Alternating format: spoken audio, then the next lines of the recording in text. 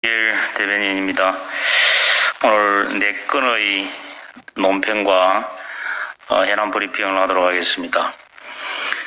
첫 번째는 해양진흥공사 직원의 내부 정보를 활용한 HMM 주식 투자 관련해서 논평을 드리겠습니다.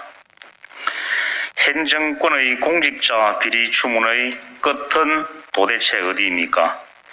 해양수산부 산하 한국해양진흥공사 모 직원이 비공개 내부 정보를 활용해 HMM의 주식을 대량 매입한 후 1억 6천만 원 가까이 이득을 취했고 부인도 2억 8천만 원어치의 주식을 보유하고 있는 것으로 해양수산부 감사 결과 드러났습니다. 한진해운 파산 이후 위기에 빠진 해운산업 재건을 위해 설립된 기관이 바로 해진공입니다. 한국 해운산업 부활을 위해 백방으로 노력해도 모자랄 판에 내부 정보를 남용해 사익을 취하다니 국민들께서 과연 납득할 수 있겠습니까? 해당 직원은 비공개 정보를 이용한 것이 아니라 일반적으로 공개된 정보를 바탕으로 투자를 했다고 부인하고 있지만 입사 후 줄곧 HMM 관련 업무를 전담해왔다는 점에서 신뢰성이 떨어집니다. 현 정권 들어 LH 사태와 공직자들의 특별 공급 논란 등 공무원과 공직자 비리 사건이 끊임없이 일어나고 있습니다. 그만큼 공공부문의 공직기강이 해이해졌다는 증거입니다. 목민심서에 청렴은 목민 간의 본무용, 모든 선의 근원이자 덕의 근본이다 라는 말이 있습니다. 공직기강 확립 없이는 어떠한 정부 정책도 성공을 거둘 수 없다는 사실을 명심해야 합니다. 경찰은 이번 사건을 엄중히 수사하고 해진공 역시 해당 직원에 대한 응군의 처분을 내려야 합니다. 정부 여당은 전 부처 공무원들의 유관업종 주식 보유 현황을 전수조사하여 국민 앞에 공개할 것을 촉구합니다. 다음은 이용구 전 차관 사의 관련해서 한 말씀 드리겠습니다. 애당초 택시기사를 폭행한 피의자가 차관직에 임명이 되어서도 안 되는 일이었습니다. 온 국민의 공분에도 버티기로 일관하더니 이제와 경찰의 축소 은폐 정황이 드러나자 자리에서 물러난다고 합니다.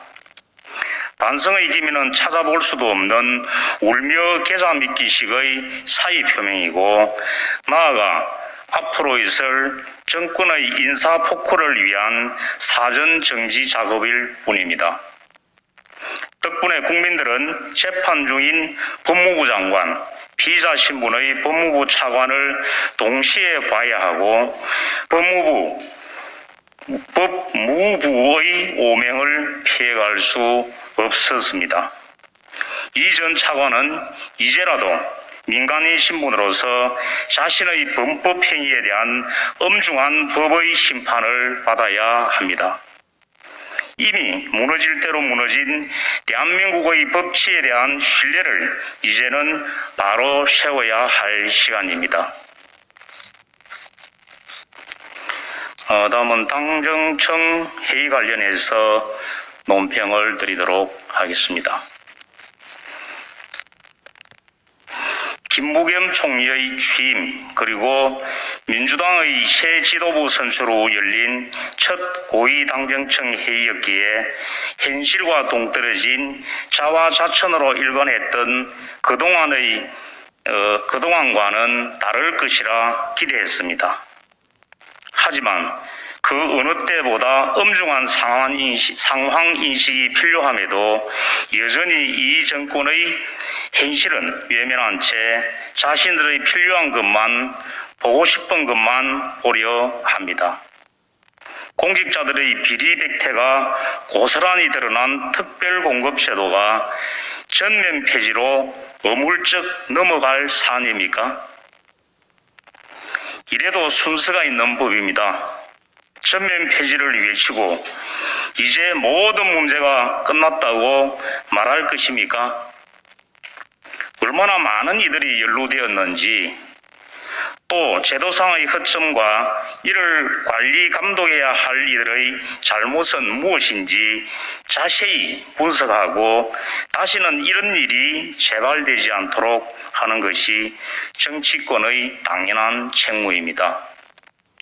그러고 난 뒤에 제도의 존폐 여부를 결정해도 늦지 않습니다. 자신들의 허물이 드러날까 정작 국민들의 알 권리를 위한 국정조사는 거부하면서 제도가 문제가 있으니 제도 자체를 없애겠다는 발상은 또 다른 무책임에 불과합니다. 국민 질책을 막겠다는 김 국무총리의 말이 진실이라면 야3당이 요구한 국정조사에 응하는 것이 먼저 아니겠습니까?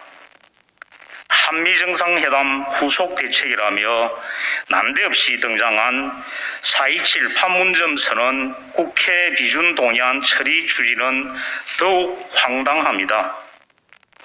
북한 비핵화에 대한 원론적 입장을 재확인한 한미정상회담을 두고 미국과 엇박자를 내오던 실패한 대북 정책에 면죄부를 받은 것처럼 속도전을 내려는 것은 아전인수에 불과합니다.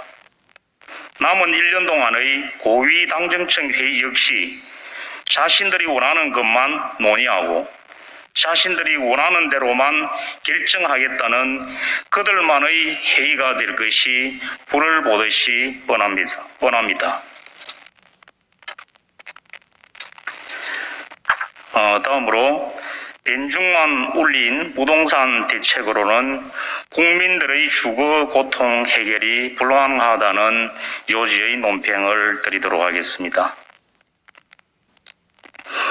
국민들의 고통은 커져만 가는데 집권 여당은 여전히 자중의 질환의 늪에서 헤어나오질 못하고 있습니다. 성남 민심을 직면하고서도 부동산 정책을 국민 눈높이에 맞도록 보완하겠다며 특위까지 출범시켜 놓고서는 차일피일 미루더니 어제는 의원총회를 통해 마치 대단한 결론이라도 낼 것처럼 야단 법석을 떨었지만 결국 빈 수레가 요란한 속빈 강정에 불과했습니다. 세부담 완화의 핵심인 종부세, 양도세에 대해서는 또다시 결론을 미루었고 고작 공시가격 6억에서 9억 원의 주택의 재산세율을 0.05%포인트 감면만을 결정했습니다. 규제에 규제를 더한 누더기 부동산 정책으로 폭등한 집값도 모자라 무리하게 밀어붙인 공시지가 인상으로 세금 폭탄 고지서를 밟게 될 국민들의 심정을 단 한 번이라도 헤아려 보기는 했습니까? 게다가 임기 초반에 그렇게 장려했던 매입 임대 사업자 제도의 혜택은 되레 축소하겠다니 집주인들의 세금 폭탄을 맞을 것이고 이로 인해 전세 대란도 불보듯 뻔합니다. 전국 아파트값 상승률은 넉 달 연속 1%대를 유지하고 있고 서울 아파트값 전세값은 100주 연속 오름세를 이어가며 좀처럼 잡힐 줄 모르고 있습니다. 심지어 지난달 서울 아파트 평균 매매값은 11억 원을 돌파하는 등 우리 국민들의 내 집 마련의 꿈은 더욱 희미해지고 있습니다. 국민의 삶은 안중에 없이 오로지 이념에 사로잡힌 강성 친문들의 입장만 대변한다면 부동산 시장 정상화는 요원할 것입니다. 국민의 힘은 국민들의 부동산 고통 해결을 위해 머리를 맞대자며 수차례 여야정 협의체 구성을 여당에 제의했고, 지난 24일에는 국민 세액 부담 경감과 내 집 마련 기회 확대를 골자로 하는 부동산 정책도 선제적으로 제시한 바 있습니다. 부동산 폭망 정권이라는 오명을 쓰고 싶지 않거든 하루속히 국민의 힘이 발표한 부동산 대책을 전격 수용하시기 바랍니다.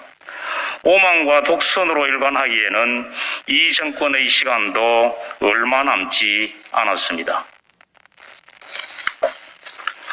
네, 이상입니다.